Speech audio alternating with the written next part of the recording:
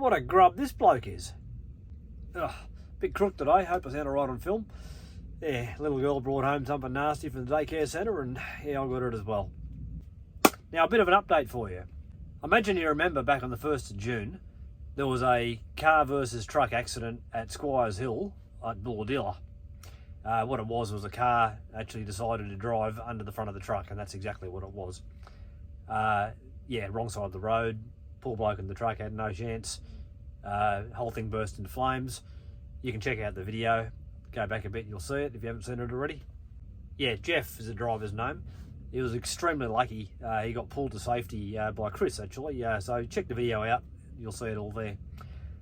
Now in that video I also mentioned that Jeff, the poor bugger, had been involved in something else about a week and a bit before.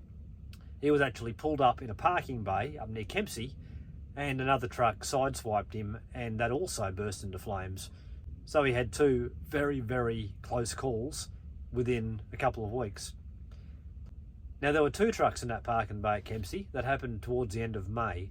The truck in front was Jeff's truck, and the truck behind was a fellow by the name of Conan, who's contacted me and given me a bit of an update on that investigation. They were both parked in a parking bay.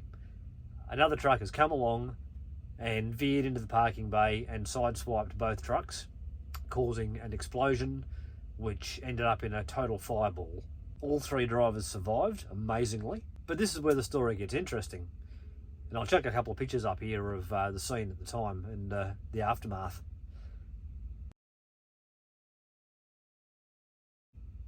The driver who caused the accident, the only driver who was actually driving at the time, was treated at the scene for shock and taken to hospital for further treatment and for mandatory drug testing. Now before he could have the drug testing done, he slipped his guard and did a runner. Now he was issued a court date, which he failed to appear for, and there is now a warrant for his arrest. He's out there somewhere. Now interestingly, he was charged with neg driving and driving while disqualified. Now what kind of an idiot would be driving up and down the Pacific Highway, driving while disqualified? With all those cameras, all those checking stations, it's only a matter of time. And what's more, who the hell employed him? What sort of person or company is employing this bloke to drive when he hasn't even got a licence? Do they do no checks at all? Well anyway, this grub is still out there. Didn't turn up to court, warrant for his arrest. He's still evading police on the run. No responsibility taken whatsoever. Just disgusting behaviour.